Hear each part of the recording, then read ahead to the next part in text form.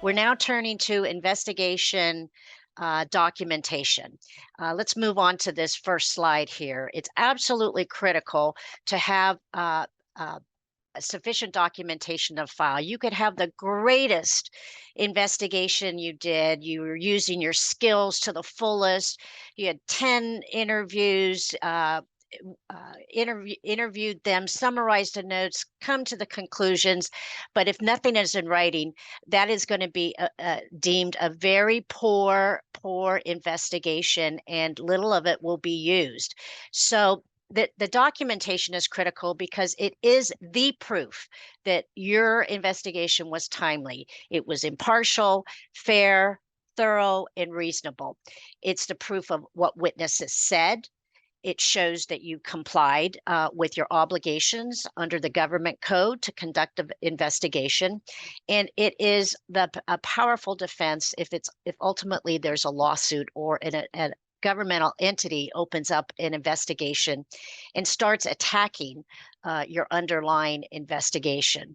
Be mindful that your file is subject to discovery, in a lawsuit or any administrative investigation.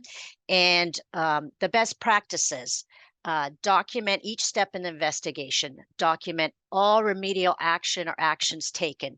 Be sure, date all your notes, put your name on all the documents you've prepared. I can't tell you how many times we'll see scribbled notes and nobody's name on it. There's no date. We have no, and there could be a long period of time.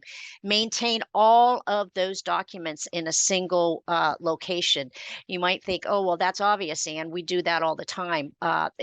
Believe me, you'll find that there's a missing key statement that got misfiled or misplaced in another personnel file.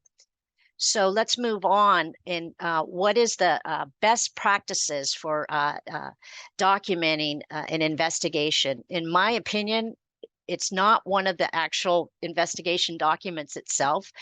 It starts even before that. It's making sure that you have written policies and procedures that are clearly written and distributed to everyone before a complaint is even made. You want to have, I recommend that to be in the handbook. This ensures that employees, they know how to make a complaint. They know who to report it to. Give them the name of human resources, give them an email, a phone number, and then they understand what the complaint process is itself. There's a lot of other key things to maintain in that handbook or any of your written policies distributed to the employees, and that is an open door policy. The policies required by law, which include mandatory written anti-discrimination policies, anti-harassment policies, retaliation and harassment prevention. Include in your handbook a list of prohibited employee conduct. And again, how do you report that misconduct? Identify the person specifically. Your new hire packets, believe it or not, also have documents that have implications and overlap with investigations and your obligations. These include the mandatory brochures on sexual harassment. So this next slide has some very basic forms that I think are useful for almost every conceivable type of investigation you might encounter. A complaint form. Ask the complainant to complete this. Sometimes you'll have a complainant and they refuse to give a statement. They refuse to be interviewed. This is your backup to get something. And be sure to document if the complainant is being uncooperative. Have a witness statement form already in your file ready to go.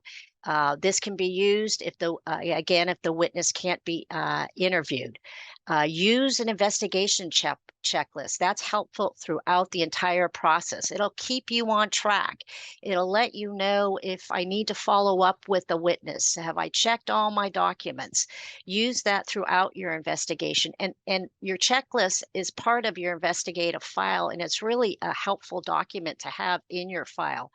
all of your planning notes, your list of witnesses, your timeline.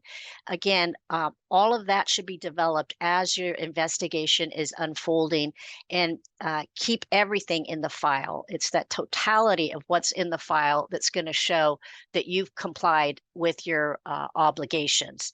A witness acknowledgement. I think that that's important, and it's sometimes depending on the type of case it is, I'll ask the witness to sign an acknowledgement that they're being interviewed, that what they're going to tell me is the truth, and also go through the confidentiality limitations that we'll do our best, but there's no guarantee that of maintaining complete confidentiality.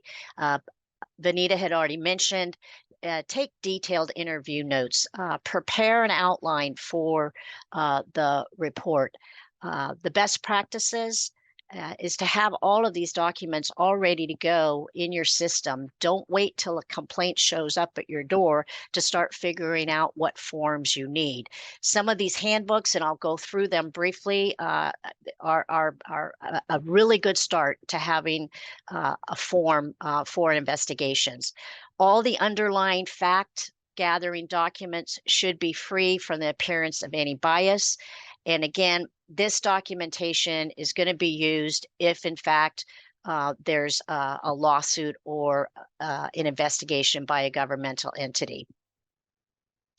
So if we move to the next slide, this is a form complaint. We've got this as a handbook. It contains the basics you need pretty much for any type of complaint there is: the who, what, why, where, when, and all the questions, all the basic questions that you need to immediately obtain from the complainant.